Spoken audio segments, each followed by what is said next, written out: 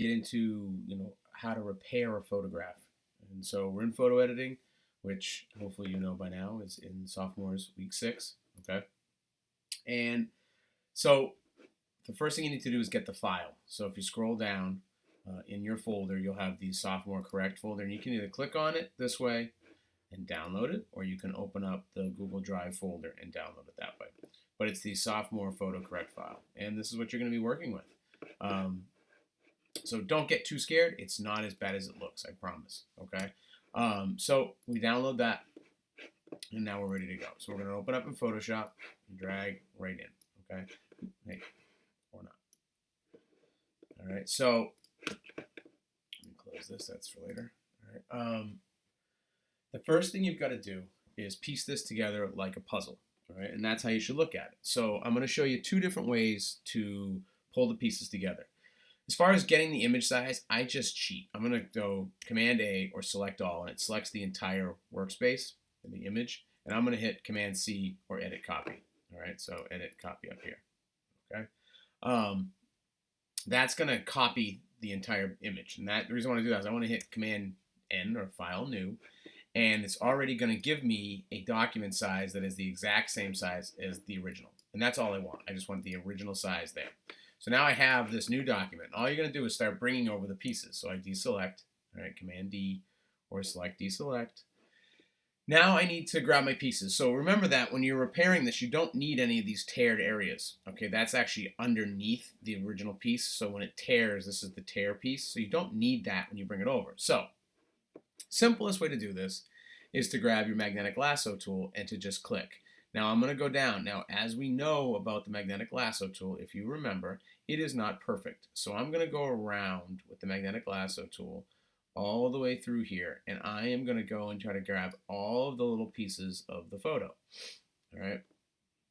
So as I go through here, okay, and now I'm going to go right up, come across, come down here, and again, it's not perfect. Okay. So now I need to go back and make sure I've got everything I need. So I'm going to zoom in here and I'm going to look at some of these pieces. I'm going to click and hold, and I'm going to grab the lasso tool. Now, if I hold the Alt key, it makes a minus, and if I hold the Shift key, it makes a plus. So I want to add this part. I want to take this away from the selection. So I'm going to go to minus, and all I'm going to do is I'm going to drag right here like this and go like this. You see what that does? So it's the same thing. I'm going to come right in here and just sort of take out these pieces that I don't need. All right, and yeah, you do kind of have to be pretty consistent with this and really picky, because the better it is, the better it's going to look. So I'm going to go through here, same thing. Now, a couple of keystrokes to really help you with this process in photo repair. The space key gives you the hand. The hand allows you to move through the photograph, so you do not have to zoom out and zoom in. All right. So I'm going through here, and again, now I'm going to hold the Option key, and I'm just going to grab some of these areas that I don't want in the photo. Now this I need, so I'm going to hold the Shift key, come right down, follow that, and come right up. All right, you see what that does. So you've got to go through and you've got to make sure that everything is pretty grabbed. Now I'm going to do this quickly because I don't want to spend 12 hours in this video. There's another piece. Again, now I'm holding the Shift key, and I'm going to come right up here. I think I'm going to need that, so I'm going to come back down, come around, over, and there. All right, and just go through. Now this I don't need, so I can grab the Option key and I can come right across here. Zoom. All right, because this is the top half of that photograph, that sort of white edge. See that? So now that I have that, excuse me, I'm just going to go Edit Copy or Command C. I'm going to go to my new file, and I'm going to go Command V or Edit Paste. All right, and that gives me my corner piece that I've got here. Okay, so I've got to do that through all of these pieces. All right, so now I've just done that piece here. Okay, so I'm going to go down to the bottom piece, and I'm going to grab the magnetic lasso tool, and I'm going to go through here. If you do click occasionally, that does help with how accurate it is. Some of these are going to be easier than others. This one's got some pretty flat edges, which is really nice. So I'm just going to go through here, and I'm just going to click as I go through to try to get as much as possible. Remember, the magnetic lasso is looking for differences in colors in the pixels, and it sees pixels. It doesn't see like we see. So I'm going all the way up, and I'm going to finish. Now I'm going to zoom in. All right, use my hand, again, space key. I can move around. I got a couple little spots, all right? And so I'm going to grab my regular lasso tool. I'm going to hold the shift key, and I want to add this little piece here, right? Come through. Right? I'm going to option out this little piece. Okay, you get the idea. Copy and paste. All right, so now I've got that piece there. We're not going to worry about putting it together yet, okay? So let me go to the third piece in here. This one's the one that's really banged up. Magnetic lasso tool again. Try to keep it suctioned in here on these pieces that I really want. Some of this is really frayed, so you got to kind of get through and make sure you grab all the stuff that you want. If you don't, it's not the total end of the world, but it's just more that you have to build to put back together. I've done this before where someone has brought the photograph into me, and I actually taped the photograph together as best I could and really flattened it. And I put tape on the back, obviously not on the photo. And then I left it inside of a book for a night. And that kind of re-put the photograph right back to almost perfect, to be honest with you. It really made my life a little bit easier.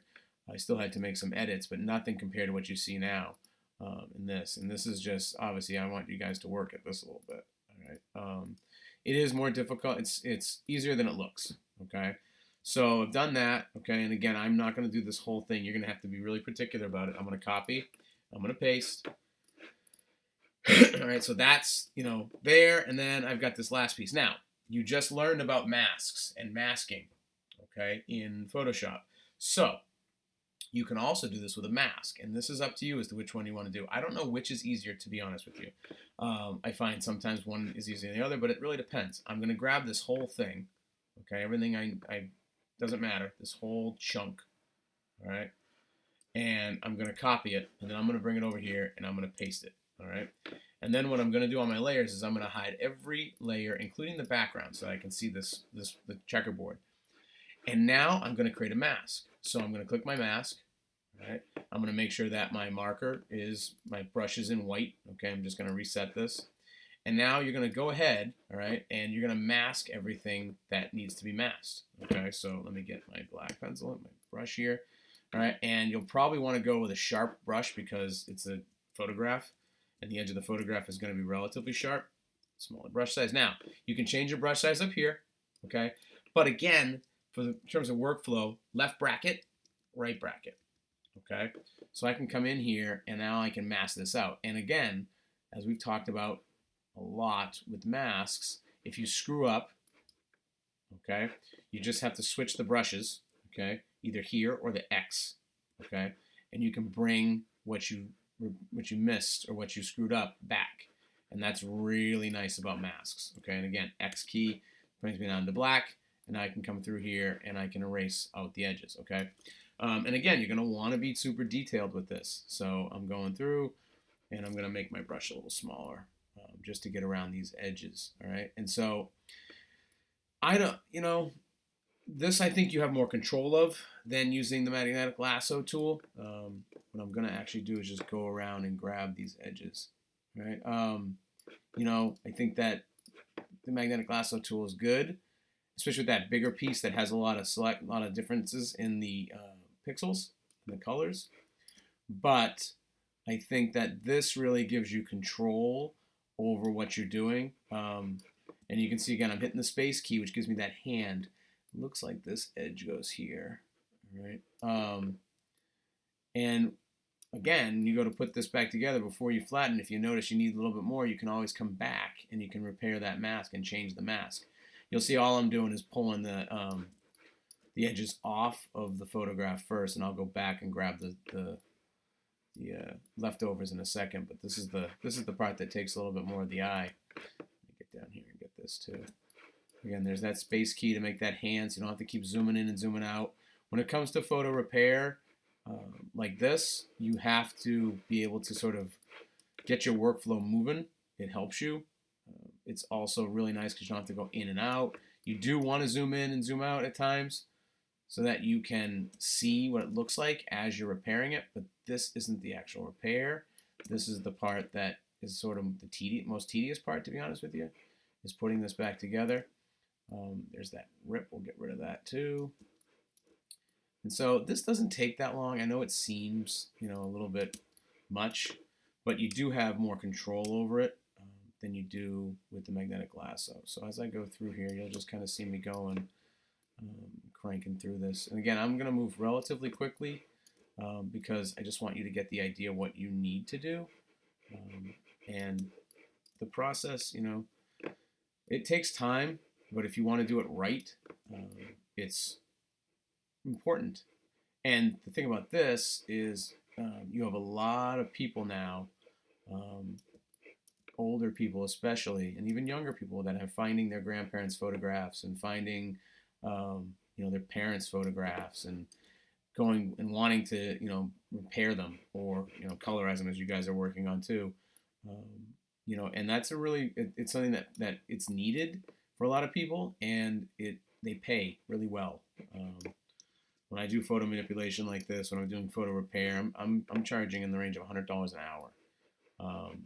And generally speaking, the minimum is an hour. I'm not gonna charge a portion of $100. So it starts out at $100 for an hour's worth of work, and then and people will pay it. They're not going to pay it if it looks terrible. That's for sure. But they want something that's believable. They want something that's convincing, and you have to kind of take this really, you have to be tedious about it, and you have to be detail oriented. All right. So now I remove that. Now I can bring back the other layers. Okay. So the next step, all right, is your puzzle. So I'm going to pull this off. I'm going to grab this piece and I'm going to bring this piece over to it. And now I'm going to hit the Command T. What Command T does is it basically goes Edit, Transform, okay? And it gives me my free transform. All right, free transform means I can scale and rotate. So I hit Command T, and now I'm going to rotate. And I'm going to bring this up. And this is, I think, the hardest part is just kind of figuring out what lines up where and just looking at how it sort of goes in. Now, yes, you do have some rips, and sometimes those line up, and other times they don't. As you can see, this here isn't really lining up that well. This part is. You want to look at kind of the section here. See that line and this line? That's what I'm looking at, and I'm noticing if this lines up, and it seems to. So you can also use your keyboard.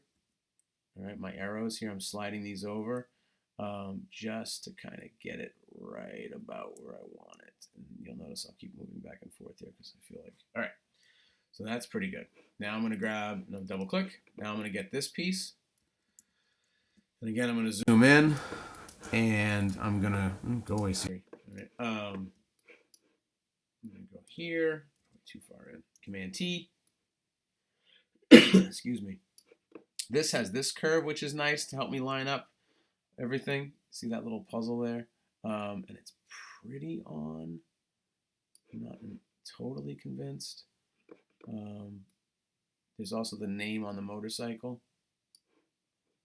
All right, so you can see where that sort of lines in. And again, if you don't get it perfect, sometimes it's just, it's a matter of just repairing it and sort of blending it in. Other times, if things don't line up exactly right and you try to do something different, you at least have to get the angle right. Otherwise, it's going to really shift the whole look of the piece. All right. In other words, if I have this off by a degree or two, everything else is going to be off by a degree or two, and it's not going to work. So now I can take this big chunk, which is nice. I have a little floaty. See that floaty right there? I'll go to my mask, grab my brush. I got a little floaty right there. All right. I love masks. They're great. Remember, you can select your photo and you can select your mask. So those are two different things, all right? You want to make sure you're always here when you're not masking. Let me zoom out a little bit. Command T. Come back. Try to line up this angle. There you go. And I'm looking at kind of the spark, this little piece here from the cable and the tank. And you can see I've got this corner, which is nice. That lines up pretty good. I feel pretty good about that. That lines up pretty good. That lines up pretty good. You can always pull out, look at it, make sure it feels pretty good. All right, now, next step is you've got this all taken care of, is you're going to click on the one, you're going to hold the Shift key and click on all your layers. All right, and you're going to go down here and say, create a new group. So you click here. Excuse me, don't do that. Hold on. Grab all your layers, and you're going to say duplicate layers. All right. You'll duplicate those. All right. They're all copies. They're already highlighted. You just click the folder. That puts them all in a folder. See that? Okay. So then you're going to hide that folder, and then you're going to drop it down to the bottom, just so you have it. You have it there because now we're going to flatten these. We're going to merge them. And once we merge them, they're together. And if you have to go back at some point and fix something, it's going to be an issue. So you keep all of your unflattened layers just in case. All right. So now that I've got this photograph where I want, I'm going to grab all these layers. I'm going to click here, and I'm just going to say merge layers. All right. That merges those up, and now I have one photograph. And now the fun begins. Right? So I would suggest when it comes to this type of thing, and now you're repairing all these rips and these tears, is to kind of go through and start with the ones that are obvious and easy. That's going to make your life a little simpler. So I'm going to zoom in on these pieces here. So there are a multitude of things you can use. All right. The first one you want to go to is the clone stamp. Now the clone stamp's right here. All right. The way the clone stamp functions, and all of this that you work with, you want to make sure you've got softer brushes. Okay. The clone stamp, you have to hold the Option key down. When you hold the Option key down, that's telling Photoshop that where you click next is going to be where you start to clone. So if I click here, now I let go. When I come here, Photoshop, you'll see that little cross mark there is cloning over. Now you have to be really careful with the clone stamp because the more you use it over and over and over and over again, you can create like fish scales, okay? And the softer it is, the better it is too. So I can go here, and I tend to, the closer you can get to the area, the better off. So you'll notice I'll Option click right here, right next to it, okay? Option click right here. And sometimes, like I went over here and Option click, but I'm going to come over here and do it just to blend it in a little bit, all right? So you have the clone stamp. So I can go through the clone stamp up here, and again, I can zoom in, Option, click, tell it where I'm cloning from. If you don't hit the Option, it's just going to go, it's going to say to you, can't use the clone stamp, area has not been defined. So Option click, all right? And while I'm doing this, one thing I've forgotten to do is go to File, Save As, all right? And right to your desktop, you're going to put your name on it, and you're just going to call it Photo Repair, all right? And just constantly be saving, right, as you're working. So the clone stamp's one that you're going to use. Now, you're probably not going to get away with using just the clone stamp, all right? So we also have the patch tool. The patch tool is really cool, all right? You want to make sure that the mode for the patch tool, it says patch right here, you want to put that at content aware. And what that's going to do is I can actually circle an area, and it works best in small areas. You can't do like a whole thing. And I'm going to click and I'm going to drag this over, and you're going to see what Photoshop did. All right, so what it did was it took this area, patched it here, and then using what's called content aware, which is Photoshop sampling from areas around it, it blends it together. All right. The issue you're going to have with the clone stamp, all right, is if I'm over here and I say, well, I need this over here, and I Option click here and I start to clone, it literally clones exact. Okay. What the patch tool is going to do is the patch tool is if you take this area here and you say, I got to use this, it's going to try to match the light. All right, as will the healing brush, which we'll get to in a second. All right, so if I use the clone stamp too much, and if there's a subtle area, so this area is darker, if I try to clone from up here to patch it down here, you'll notice what happens. It looks really bad. All right, the patch tool is going to sample areas. If I pull up here, see that? So that the color, you know, it's not exact. Again, nothing is exact. Nothing is the simple. But the colors and the tones are better. So it's the same thing. You've got the spot healing brush. You would use the regular healing brush. The healing brush works like the clone stamp. You hold the Option key. But if I click up here and I start to paint down here, what it's going to do is it's going to use the light and the shadow from here, but it's going to use the texture from here. So it's less obvious. Okay? You might have to use a mix of those three, the clone stamp, the healing brush, and then the patch tool. Those are your main tools, okay, that you can go through. You've also got underneath here, you've got a blur, a smudge tool. So if I use the smudge tool, holy brush.